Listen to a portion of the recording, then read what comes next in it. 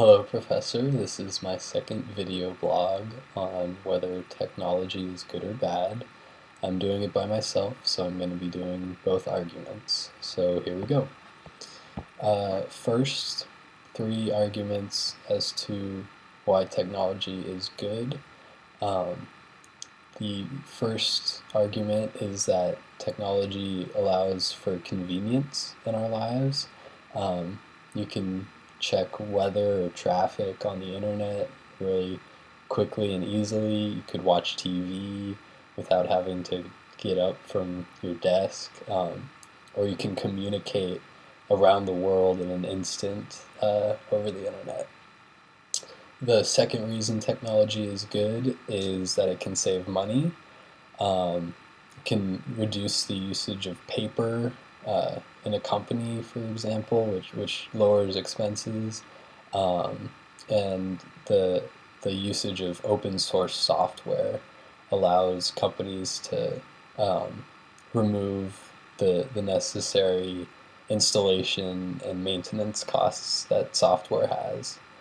And lastly, technology just in general can save lives. For example, medicine and safety alarms and detection systems can really save people's lives. So all of those, I think, are good reasons as to why technology is a good thing.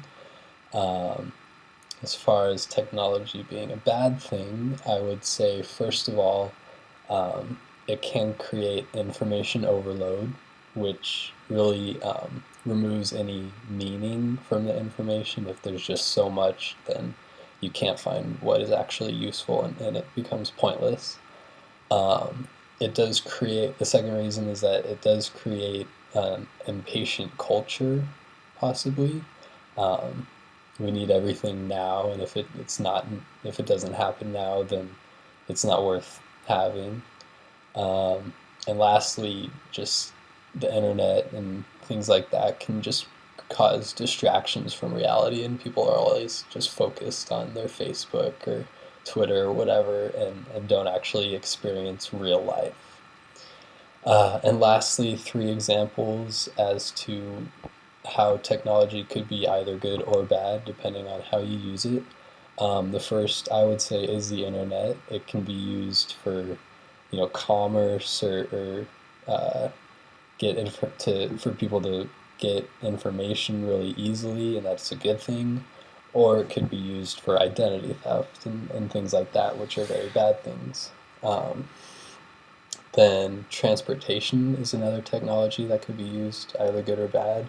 For example, you could use it to travel to another country for vacation or for business, which are good, or it could be used to smuggle illegal goods in, so that would be bad. And lastly, probably the most extreme technology that could be used either good or bad is like weapons technology. It could either be used to protect innocent lives for the greater good, or it could be used for destruction. So as far as those sayings, the first saying is that the internet promotes personalization that can become fragmentation. I don't know if the personalization really becomes fragmentation. It does create customized experiences for individuals, but I don't know if that's necessarily a bad thing. And any fragmentation that does come about maybe is just magnified, like two people have differences and then they're just magnified, but they still would have existed without the internet. Then the internet creates information abundance that can become information overload. I believe that's true, but I agree with what the person said in the article, that information overload is better than information poverty. And with technology that is available, it's fairly easy to find the information that's relevant and useful in any given situation. So I think that information abundance is better than having no information at all.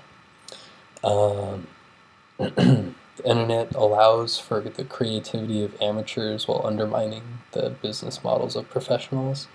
This one I do you agree with? I think it does undermine the business models of professionals. For example, in various media industries like music and television and movies, people illegally downloading them uh, kind of undermines the business models of those professionals, while people go on YouTube and just broadcast themselves for free, basically.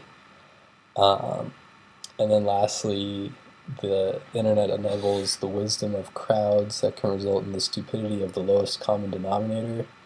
Um, I also think that this can be a problem. Like, there's a saying that there isn't anything as dangerous as a little bit of information. So, like, if a large group of people gets a small amount of information and they kind of act rashly without thinking, without getting all of the information, then it can be a problem, and it reduces the intelligence of the lowest common denominator. So that is my second video blog. Hope you enjoyed it. Have a nice day.